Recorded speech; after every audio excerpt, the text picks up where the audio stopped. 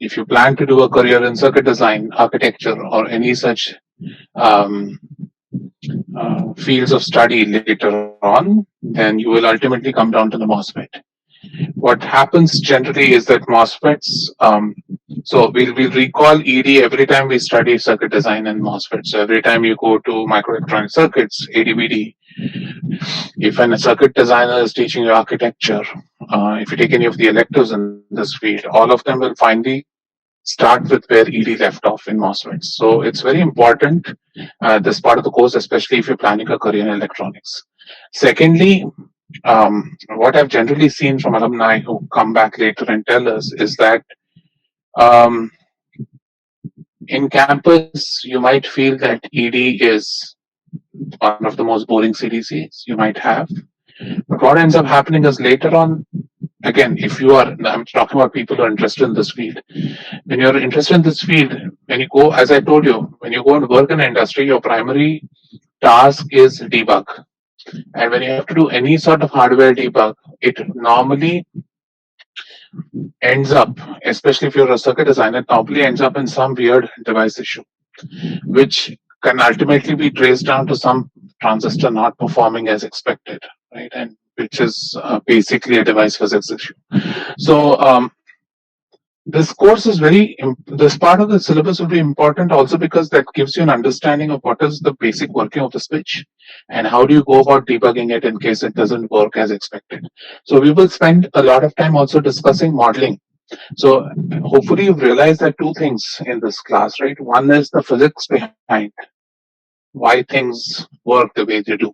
And second important part is the modeling, right? We need to have a predictive model. So remember, whenever we deal with any modeling, be it, here I'm talking about semiconductor devices, but in DD we do modeling of systems. We do control systems next semester, you do modeling of systems. Signals and systems, you do again modeling of a communication system. So a lot of your job as an electronics engineer, electrical engineer, is building what are known as predictive models.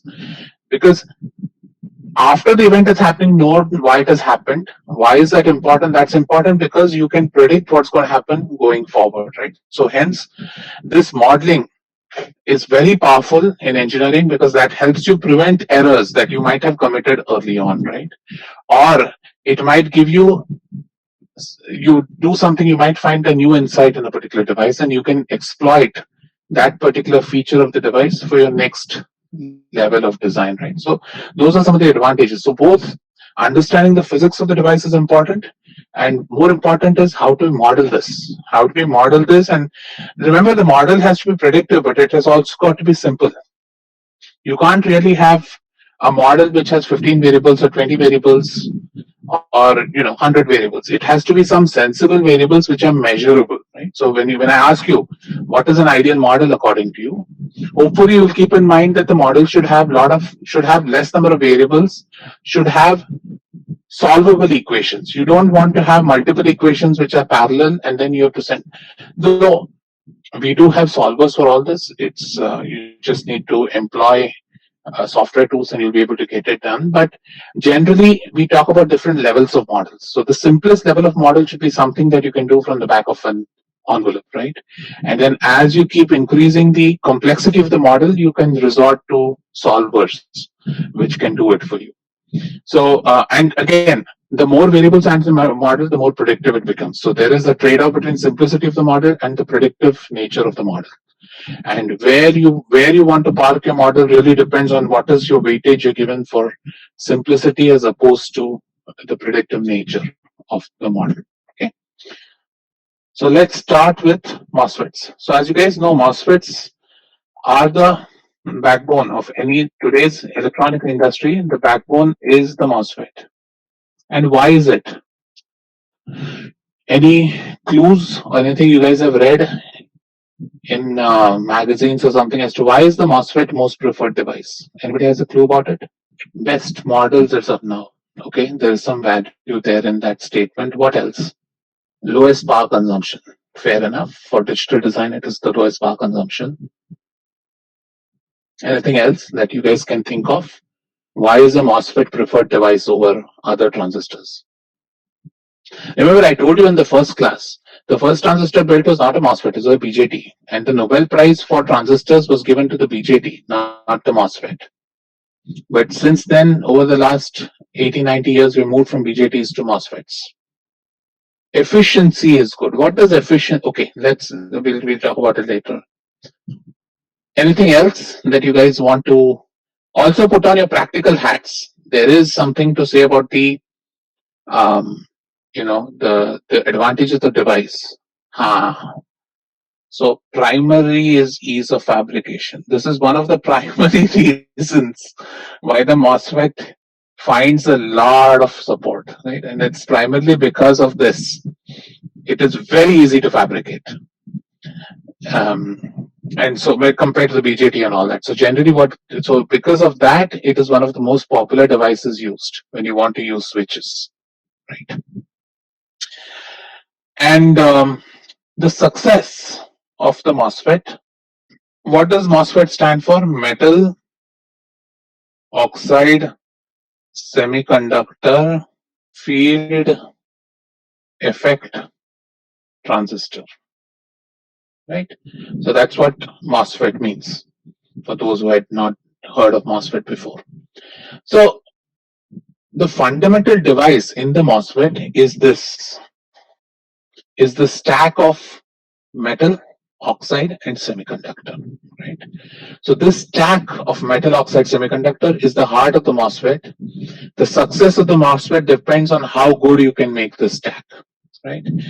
And so primarily we see that again, suppose I ask you, why is silicon the most popular semiconductor? Anybody want to guess? We've done this before.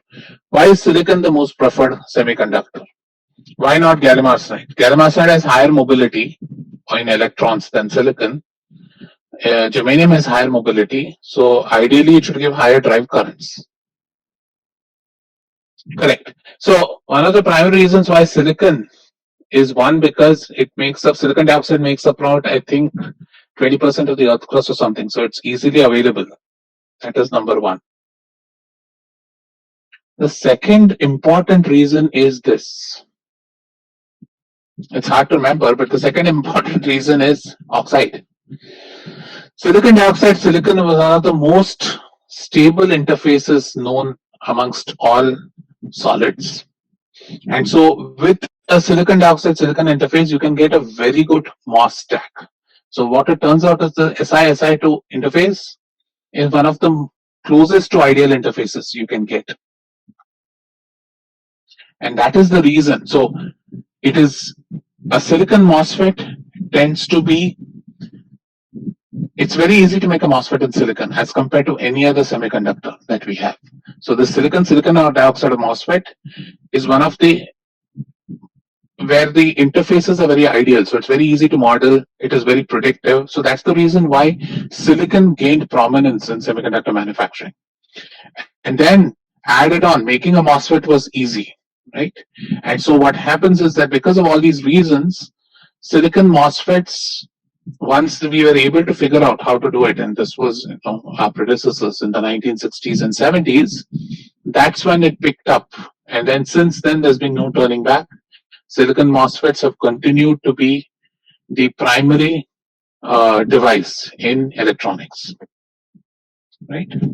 We'll talk about what an ideal interface, ideal stack means. Once we go through this chapter, you'll begin to understand what does the ideal mean.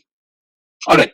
So again, a MOSFET can be thought of, if you were doing DD, we've done this in DD, consists of two terminals, source and drain, and I have a gate terminal. Right? And so very simply, you can think of the MOSFET as a voltage controlled switch. Right? That is one of the ways we use a MOSFET, is that by controlling the voltage on the gate, I can short the source to drain, or I can keep the source and drain open. Right? And this is how we use it when we do dish redesign. Very simply, we use the gate to either switch the path off or on, and that way we can transmit ones or leave zeros as is, or whatever the case might be. Right? So that is one of the ways we think about a MOSFET. So if you draw the cartoon of a MOSFET, the cartoon of the MOSFET looks like this. So it consists of a piece of p-type silicon, I'm going to draw what is known as an N-type MOSFET. So P-type silicon. The heart of the MOSFET is right here. It's a stack of some metal and silicon dioxide. Then we have two junctions we form using N-type. So we create an N plus P junction here and N plus P junction here. This region, we call it the source. This region, we call it the drain. This is known as the body of the MOSFET, that is the P region, right? So we have formed two diodes here, N plus P and N plus P here, and then these two diodes are connected with, what is this device? A metal oxide and semiconductor. What can you think of this closely represents what kind of a device you know? Everybody want to, no, don't go JFET. A metal oxide and a conductor on the other side. What does this look like? If I have an oxide stuck between two conductors, what is this? What is this? This is a metal, na? This is a metal. This is also silicon. Silicon has some resistivity. What, don't you see this? Right? You see a capacitor right there. So the heart of the MOSFET is this. So we have told you, we have learned PN junction. So you know how this junction is going to work, right? Now we need to understand how does this capacitor work. So what we'll do is we'll start first with understanding this. That is, suppose I create a capacitor with a metal, oxide and silicon. How does this capacitor behave as a function of applied voltage, right? So we'll try to understand how do we do the band diagram, how do we model the capacitance, how do I model C versus V, right? So we'll first begin there. We'll spend a couple of classes understanding how the MOS cap works, and from once you understand the MOS cap, then you stick the MOS cap between two PN junctions, you get a MOSFET. Okay, so let's start with the MOS cap first. Now before I go there to a MOS cap, let me ask you a question. So we all know that if I want to create a capacitor, I can create a capacitor. Let me draw it this way. There is a metal here, there is a metal here, and there is an oxide here, right? So if I call this node as N1 and I call this node as N2, then if I were to model this N1, N2 in a circuit, I will model this as a capacitor. Everybody with me here? Okay. So can you tell me, and this is based on the tute yesterday. So if I ask you to draw the band diagram of this capacitor, how would you draw the band diagram? So let's assume, so before that you need to get, so let's assume that both these metals have some work function, right? And oxide, how does the band of an oxide look like? Suppose I ask you to draw the band diagram of an oxide. Recall from chapter 2 in the class. How would the band diagram of an oxide look like? How do you differentiate between an insulator and a semiconductor? What is the electrical parameter that makes a difference when we call a certain material an insulator as opposed to a semiconductor?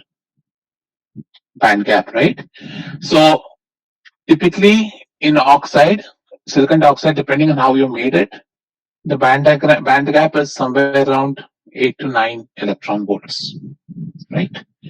So if I were to draw the band diagram of this capacitor, how would the band diagram look like? So how would the band diagram for an oxide look like? Band diagram for an oxide will look like this, right?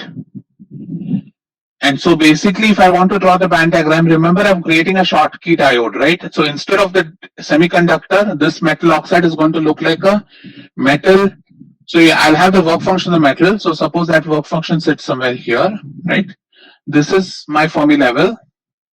And since both the metals are same, I'm going to have the same Fermi level on the other side, right?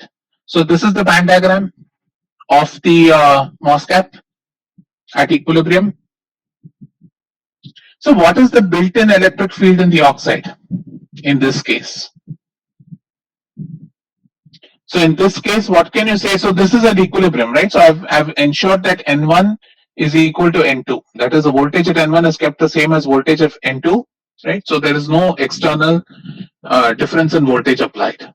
So what is the electric field in this oxide? Zero field. And how do you can also confirm that because the bands are flat, right? No band bending. Very good. So because there's no band bending, there is no built-in electric field.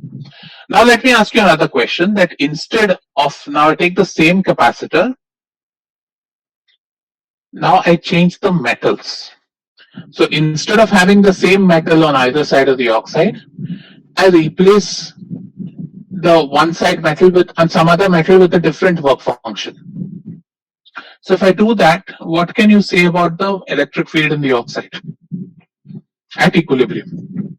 At equilibrium, how do you think this band diagram will look like? Very good, Nick, right? So there's going to be a non-zero electrical field, right? And the bands are going to bend depending on which side has a higher work function, right? And so what you see is at equilibrium, there is a built-in electric field. And how do I measure this electric? So what would, suppose I say work function, is W1 and W2. What is the built-in electric field? Let's assume this distance is a D. Then what is the built-in electric field in the oxide? Real, is it W1 minus W2? That gives you the voltage drop, right? If I ask you the field, how will you change it to field? Very good. So the field can be written, so ideally this is going to be in electron volts. So you'll take magnitude of W2 minus W1, right? Divided by Q times D, right? Now an advantage is if this is written in electron volts, then this by Q division is very simple. So you end up getting W2 minus W1 by D, right? So suppose I assume, let's say the work function of some metal is 4.1 electron volts and some other metal is 4.8 electron volts. And if I say that my thickness is 7 nanometer, what would the built-in electric field in this case? It would be 0.7 by 7 nanometer, right? 7 nanometers is 70 minus 7, 70 minus 1, so it is 1 megavolt per centimeter. Correct? Right? So the key thing you want to remember here is, even in a capacitor, if the work functions on both sides of the oxide are different, I will have a band bending in the oxide, right? And the advantage in this oxide is the bands are always going to be linear, right? Why are the bands going to be linear? Suppose, so what is the property of this oxide which is making the band to be linear? Go back and think about the Poisson's equation. No channel approximation. In this capacitor, why did you say that the band is linear? Constant field. Why is the field a constant? Constant concentration. So Afraj, it's not constant concentration. Basically, you're saying that there is no charge in the oxide, right? So Afraj, if I'm just extending your answer, all I'm saying is that the bands in the oxide are flat because there is no charge in the oxide. Because there's no charge in the oxide, I can assume that the voltage is going to be just the drop between the two. So suppose there was charge in this oxide, say when both the metals were the same. If there was a charge in the oxide, say there was some charge distribution which looked like a flat charge distribution, then what would happen to the electric field? Electric field will become linear, right? Potential will become a quadratic function. Everybody following me?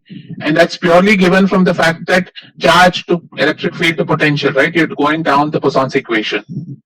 Charge to field is Gauss's law. Charge to potential is Poisson's law. So the big assumption now we're going to make when we're designing MOS capacitors is we're going to say that there is no charge in the oxide, right? Okay. So now let's start with building the actual oxide. So let me motivate why you need to think about a MOS gap. Okay, so in this case, yes. I think I lost you somewhere. So when you said that in the oxide the bands will be flat, you were referring to the same metal, right? Not M1, M2, because in M1, M2 there will be Right. But even if M1 and M2 are different, the bands are going to be linear. Yeah, because no charge there. Right? There's no charge. So that's an important assumption. So now, what can you tell me about the work function of silicon? So instead of metal 2, now I'm going to replace metal 2 with some doped silicon, right? So what can you say about the work function of doped silicon? What is the work function of doped silicon? We did this when we did Schottky diodes, right? What is the work function? Xi plus the band gap. Yes, so phi s, right? Yeah. Yes, correct. So we call it phi s, right? So what we'll essentially do is, now you remember that instead of M2, now I'm going to have a silicon sitting there. So it's going to have a different work function. Right.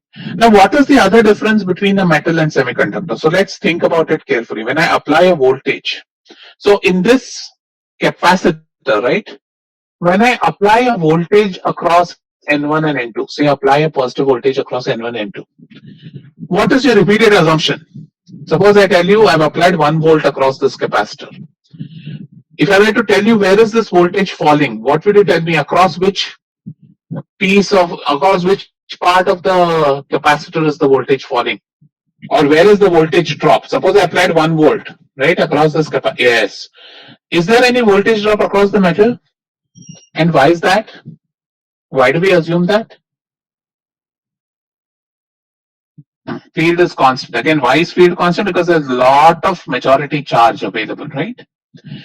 Now let's do the thought experiment.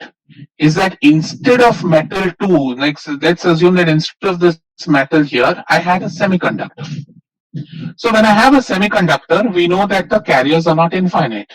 So when I apply a potential across a capacitor, which I have made as MOS, right? Instead of this, I have M, O, and S. Now what can you say about, suppose I apply voltage across this capacitor? What will happen? There will be no voltage drop across the metal. There will be some voltage drop across the oxide, right? And there will be some voltage drop across the silicon. Everybody understanding that? The difference between a regular capacitor and a MOS capacitor, right? So the difference between the regular metal oxide metal capacitor and the metal oxide semiconductor capacitor is that when you have semiconductor on one side, then you have to account for the voltage dropped in that semiconductor also. Right? It's not just like if I apply 1 volt, all of it is going to fall across the oxide. So now if I apply the same voltage across a metal and a metal oxide semiconductor, now tell me where will the field be higher with all you know so far.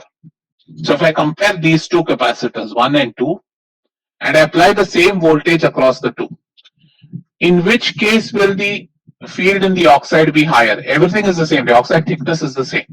So between 1 and 2, which will have a higher field? 1, right? Because what we just said is some part of the voltage will fall across the semiconductor. Therefore, the voltage drop across the oxide is going to be less. And so if I assume that the same thickness of oxide exists, then the MOM capacitor is going to have higher field than the MOS capacitor. By the way, that is called a MOM capacitor. We use MOM capacitors a lot in design. A MOM or a MIM. Either we call it metal oxide metal or we say metal insulated metal. All right. So now let's start with the band diagram of a silicon capacitor. Okay. So let's assume that I'm creating, let's use an example. Let's assume that I'm creating an aluminum oxide and a P silicon capacitor. Right. So this is the cap I'm creating. Aluminum has a work function of 4.1 electron volts. Electron affinity of silicon is 4.05 electron volts, right? And the electron affinity of oxide is 0.95 electron volts. Okay. So now let's first think about how do these three materials look like when they're separated, and then we'll bring them in equilibrium, allow their Fermi level to align, and then we'll see what happens. Okay. So let's assume that we have an reference level. So this is my reference level. So I'm saying that aluminum work function is 4.1, right? So which means that 4.1 volts away from the reference level, this is the Fermi level of aluminum, right? So this is how it looks like, and this value is 4.1 electron volts. So Neil will come to how to call this P and N mass in a later discussion. Let's now assume that we have this, okay? Now what we do is, let's look at silicon on the other hand. Silicon has a electron affinity of 4.05. So silicon conduction band is going to be slightly above aluminum. It's going to be somewhere here. So this is going to be the silicon conduction band. Right? Chi is equal to 4.05 electron volts. We know that EV will be roughly, let's try and keep it roughly to scale. So this is 4, EV is around 1 volt. Okay, it's not to scale, but assume that I'm sensible and I drawn it to scale. So this is 1.1 EV, right? So this is going to be your valence band. And so the Fermi level in the p-type semiconductor is going to sit somewhere here. Correct? All right, now let's look at the oxide. Oxide has an electron affinity of 0.95. So the oxide conduction band is going to be somewhere here. And it has a band gap of almost 8 electron volts or 9 electron volts. So its EV is going to be somewhere here. We don't talk about a Fermi level in the oxide simply because the oxide has such a large band gap that its Ni is almost 0, right? When we say insulator, we're basically saying there are no free carriers in the insulator. So essentially we say that the Fermi level is hard to define that in an insulator. So everybody following that this is how the three materials look like when they're far apart, right? Now let's put them together. So when we put them together, what do you know? How do we put things together in equilibrium? What is the one rule we have to follow? Fermi level is a constant. Good, Vedant. So what we'll do is, let's first draw the Fermi level. So we know that the Fermi level is a constant. Now we know on the metal side, this is going to be where aluminum is, right? Because, all right. Now, far away from the interface. So let me try and draw something so that you guys can follow what I'm doing. So let's assume this is the cross section of the metal, and this is your oxide, and this is your silicon, right? So far away, so this is your interface. This is your oxide silicon interface, and this is your metal oxide interface, right? Now far away from this interface, deep inside the silicon, the band should look like this, right? So deep inside silicon, I know that my bands are going to look like this. And this is the same logic we used when we did PN junctions, right? Far away from the junction, we'll assume that it looks like how it is in bulk. All right? Okay. Now, we know that aluminum to EC, there is this abrupt interface, right? So I know that at this point, what should the gap between aluminum and oxide be? So if I draw the conduction band of oxide, the conduction band of oxide should be roughly 4.1 minus 0.95, right? So it should be roughly, what is this? 3.15, right? So this difference is going to be 3.15 electron volts. Now tell me, when I'm bringing all this together, what can you say about the built-in electric field of the oxide? How would the field look like? So again, remember, this is your effective work function of silicon, right? Your effective work function of silicon is all the way here. So it's 4.05 plus 0.55, which will take you to the middle of the band gap, plus whatever the distance between EI and EF is in the p-type silicon, right? So in this case, you're seeing that the work function of silicon is higher than the work function of the metal. Correct? So which way will the bands bend? So how would the field in the oxide look like? Is the field directed from metal into oxide, or is it directed from oxide into metal? Anybody? How will the band in the oxide look like? Will not oxide to metal, silicon to metal or metal to silicon? So what you're going to see is, you're going to see that in the oxide, the band is going to look like this, right? So you see that the metal oxide, so in the oxide, the band looks like this. Now, at this interface between the oxide and silicon, what should the interface look like? What should the difference be? So the difference between EC and EC of the oxide at the interface should be 4.05 minus 0.95 volts, right? So where would that be? 4.05 minus 0.95 is going to be 3.1. Everybody following? Which means that, you know, this distance is 3.15, so this distance has to be somewhere here, slightly higher. So this is going to be EC at the interface. And so EV at the interface is going to look like this somewhere here. Everybody following how I get you, how we are getting this band diagram? And so now what you're seeing is that EC inside the silicon is there. EC at the oxide should be here. So what you're going to see is you're going to see the bands bend. Now how they bend and whether it's quadratic or linear or something, we'll analyze that.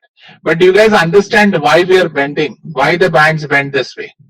Okay, let's repeat it again. What's happening? So remember, the work function in the aluminum is right here. Let me make this an arrow. Right? So this is the work function of the electron in aluminum. In silicon, because I'm considering a p-type silicon, right, the work function of the electron can be thought to be at EF, right, which means that the work function of the electron in silicon is going to be whatever this 4.05 is plus 0.55, which will take you to the middle of the band, plus EC minus EF. So we know that the work function here is going to be something greater than 4.6, depending on what the gap between EI and EF is, right? So if EI and EF is say 0.2, then the work function of the silicon is going to be roughly 4.8 electron volts. Following? So the work functions on either side of the oxide are different, right? We just looked at that in the previous slide, that if I have M1 and M2 with different work functions, then there should be a field built into the oxide, right? So means that when I have these work function differences between the oxide and aluminum, between the semiconductor and aluminum, there has to be a field in the oxide. Now we have to understand if the field is going to be directed towards the silicon or away from silicon, right? We need to understand that. And how do we understand that is, let's look at what's happening far away from silicon. Far away from silicon, the bands should look like nothing has happened, right? So far away from silicon, your bands look like this. Far away from the interface, I'm sorry. Far away from the interface, what is happening deep inside silicon, this part of silicon doesn't care what is happening at the interface, right? So deep inside silicon, this is how the band looks like. Now we know from the electron affinities of oxide and silicon that right at that interface, there is an abrupt interface, right? We've done Schottky diodes. So at this abrupt interface between the oxide and semiconductor, I know that the EC to EC of oxide to silicon should be roughly 3.1 electron volts away, right? And how did I get that? Because electron affinity of oxide is 0.95, electron affinity of silicon is 4.05. That means that EC of silicon is roughly 3.1 electron volts away from the EC of oxide, right? Which means that the EC of oxide should be at some point slightly here, slightly higher than where aluminum is, right? And so this is exactly how the band, so what you see is that deep inside silicon, with respect to EF, EC is far away. As you walk towards the interface, EC has to come down. But remember, EF has to be a constant because we are keeping things in equilibrium. So what's happened is basically the bands are bent. So the bands are bent in such a way that there is some built-in voltage in the silicon, right? So there is an electric field in the silicon, there is some built-in voltage in the silicon. And if I want to calculate the electric field in oxide, I need to, so what you see here is that some voltage drops in the oxide and some voltage drops in silicon. We can't say that the entire voltage the entire work function difference. So this is the difference between a MOM and a MOS. In a MOM, you would have said that the work function difference between the two will drop across the oxide. In a MOS, you'll say that some part of that work function difference will drop across the oxide, and then there will be some drop in the silicon also. So now, if I look at let's now draw EI in this silicon. So let me draw EI for you guys. So remember, EI is going to be parallel to EC and EV. Now tell me what's happening. Now suppose I'm walking from deep inside silicon towards the interface. So deep inside silicon, my EF is below EI. So I know that this is a majority hole. It's a P-type semiconductor. What happens as I'm walking through? As I come closer and closer to the interface, my EF becomes closer to EI. So what am I causing? What you've seen this before. What is that? Depletion region. So now what's happening is you're seeing a depletion region coming into silicon, right? And the depletion region is not because of a PN junction, right? So this depletion region is caused because of this capacitor, right? Because you built this capacitor, it is causing an electric field which is driving away majority carriers, leading to a depletion region next to the interface. And what can you say about the interface close enough to what can you say about the silicon close enough to the interface? What has happened there? What has happened at this point? What can you say about the silicon at a point which is close to the interface in silicon? What is happening there? How is EF in relation to EI? At this point, what is the relationship between EI and EF? EI has gone below EF. So what does that mean? So you see, what have I done? I have created an N-type semiconductor silicon in a P-type region. So so let it sink in a bit. Using a P-type semiconductor, I have created a region in the P-type semiconductor which is majority N-type.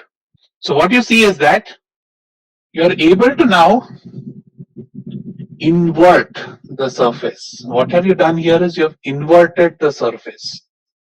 So why am I saying inverted? Because deep inside the silicon, this was a P-type semiconductor.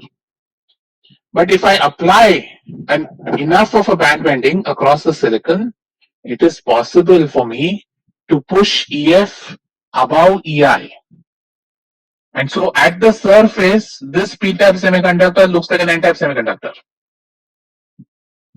So I've inverted the surface. Deep inside, it is a P-type semiconductor. On the surface, it looks like an N-type semiconductor.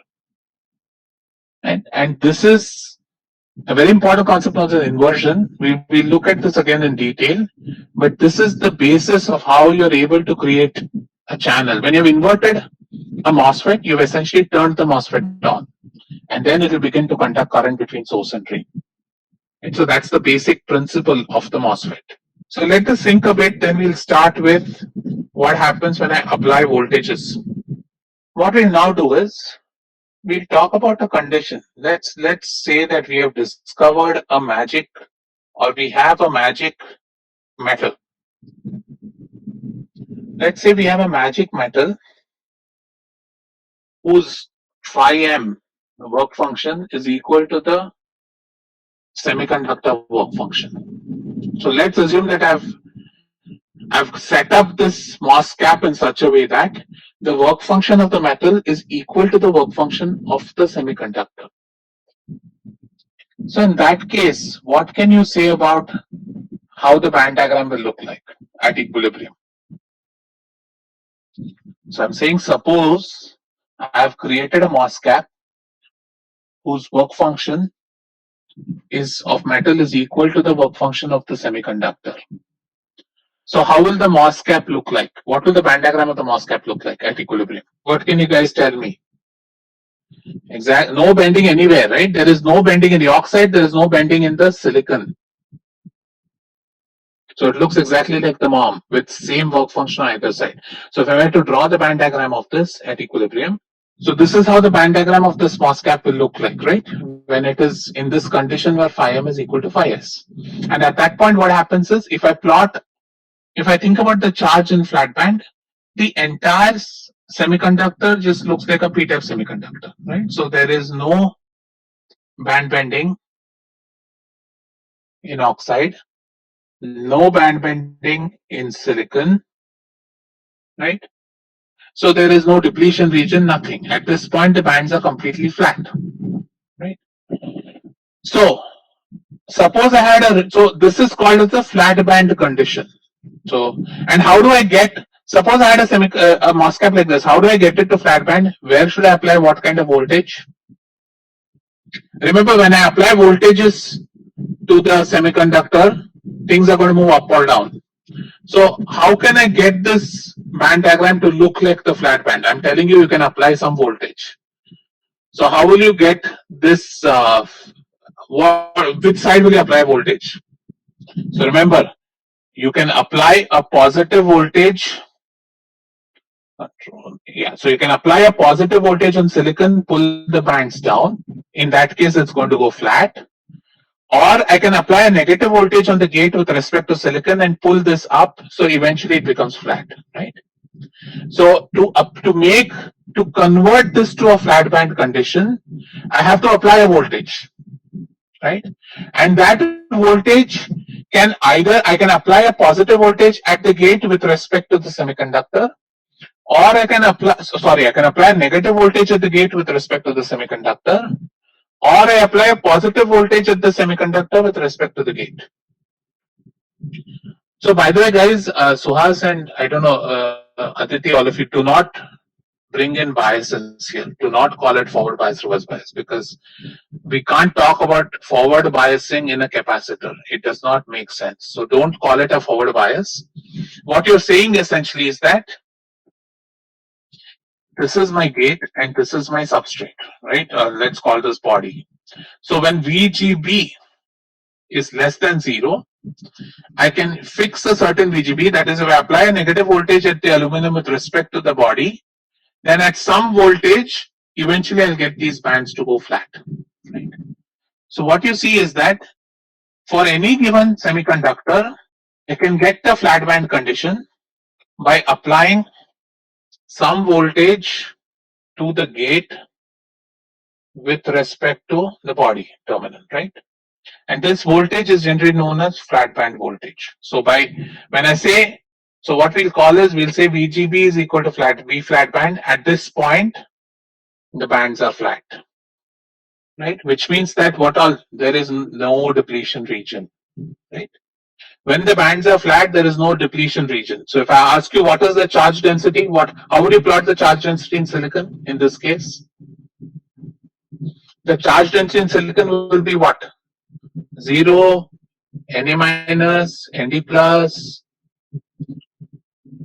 So let's assume this is x is equal to 0 and this is in this direction.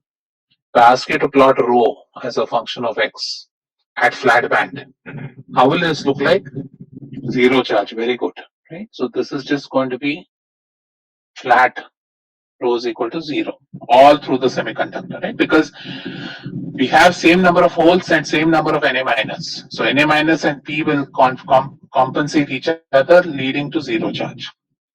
Now let's start at flat band. Let's assume we are at flat band, right? Because it's a nice place to start, because at flat band we know everything is nice and flat, there is no voltage drop anywhere. So let's assume that we are starting at flat band. Now if I'm at flat band, right, and if I apply a negative voltage to the gate with respect to, if I apply a positive voltage, so let me take it back. I'm at flat band and I apply a negative voltage at the gate. What can you, let's first think very simply, okay? Let's assume, let's not worry about band diagrams. Let me now just recall a capacitor. So you're talking about a metal oxide and a silicon p-type capacitor. And there is a bulk body node here and a gate node here.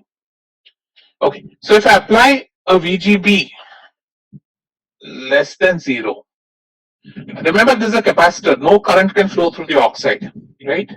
So what can you say will happen? So if I apply a negative voltage at the gate, What happens to the holes in the silicon?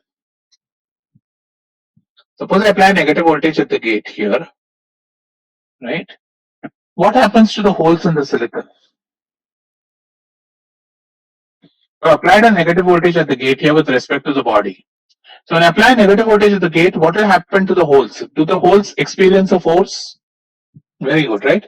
Because of the fact that you're applying a negative voltage on the gate, you're going to pull holes towards the gate, right? Because there is a field acting on the holes which is going to pull holes towards the gate.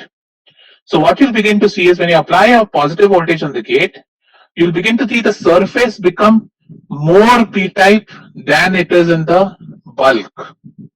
Right? Because I've applied this negative voltage at the gate, I'm pulling more holes, right, towards the interface. Now the reason is because there is an oxide here, these holes cannot flow. Right? If there was no oxide, then these holes would have eventually flown from the semiconductor into the metal and have got collected at the gate. Now, because this is a capacitor here, what's going to happen is there's going to be a field acting on these holes, which is going to increase the concentrations of holes at the surface. So what you're seeing is that when you apply negative voltage at the gate, you end up accumulating the surface. Right? So what you're seeing is that the surface is getting accumulated with holes. Now let's flip the voltage on the gate. Suppose I apply a positive voltage on the gate. When I apply a positive voltage on the gate, what will happen? What happens when I apply a positive voltage on the gate? Ritik, N-type means what? For N-types towards the oxide SI junction. Yeah, but it's a p-type silicon, na? So how many N-type are present? Like very less, but very less. Na? So what will happen first? So if it's my voltage is very small, I'm going to drive the holes away. Right? I'm pushing the holes away from the surface. So what happens is as I start applying a positive voltage to the gate, I will first form a depletion region because I'm going to push holes from the surface towards the body. Right? So I'm going to create a region under the oxide which is devoid of holes, which is your depletion region. Eventually what's going to happen is when a sufficient amount of depletion region is reached, then remember this is all happening at room temperature. So thermally you're going to keep generating electrons and holes in the depletion region. Right? So eventually what's going to happen is as you keep applying more and more positive voltage on the gate, the electrons that you generate in the interface in the depletion region are going to migrate towards the surface. So what you see is as you keep increasing the positive voltage on the gate, you go through depletion first and then the surface inverts. So when you think about a MOS capacitor, there are three regimes of operation. There is an accumulation, there is flatband, depletion, and then inversion. Okay. So we'll take each of these regions individually next week and go through them one by one. How does the band look? What happens to the field, etc., etc. Right? But what I want you to remember is that the MOSFET can be in accumulation, can be in flatband, can be in depletion, or can be in inversion. Madan, you're right. There is not a lot of electrons, but we will see given sufficient time, electrons will be generated. Generation recombination always happens. So electrons will be generated and they will show up.